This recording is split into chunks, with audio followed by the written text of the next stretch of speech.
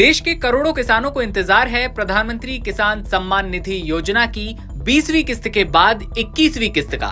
20वीं किस्त के 2000 रुपए जारी होने के बाद अब किसान भाइयों का सवाल है कि पीएम नरेंद्र मोदी आखिर कब 21वीं किस्त जारी करेंगे। कहीं इस बार भी देरी तो नहीं होगी, कहीं इस बार भी प्रधानमंत्री किसान सम्मान निधि के 2000 रुपए का इंतजार लंबा तो नहीं हो जाएगा।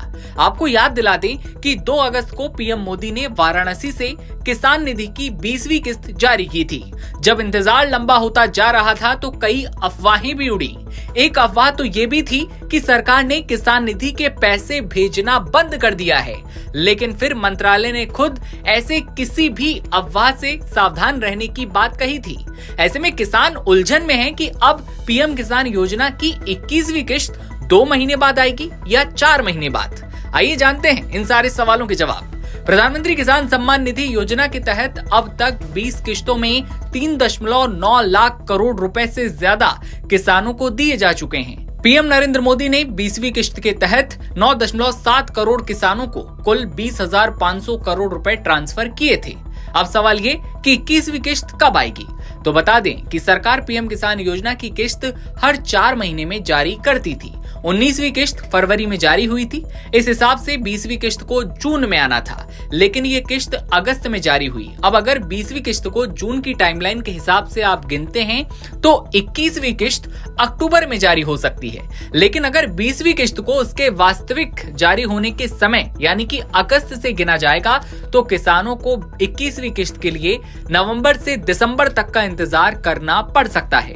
हालांकि आपको बता दें कि ये 21वीं किस्त कब आएगी, इसको लेकर अभी मंत्रालय की ओर से कोई भी आधिकारिक अपडेट सामने नहीं आया है।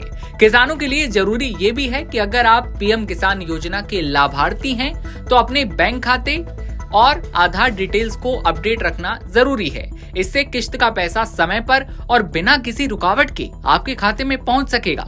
साथ ही सभी किसानों के लिए ई-केवाईसी कराना भी अनिवार्य है। इसका प्रोसेस क्या होगा तो बता दें कि सबसे पहले पीएम किसान की आधिकारिक वेबसाइट pmkisan.government.in पर जाएं।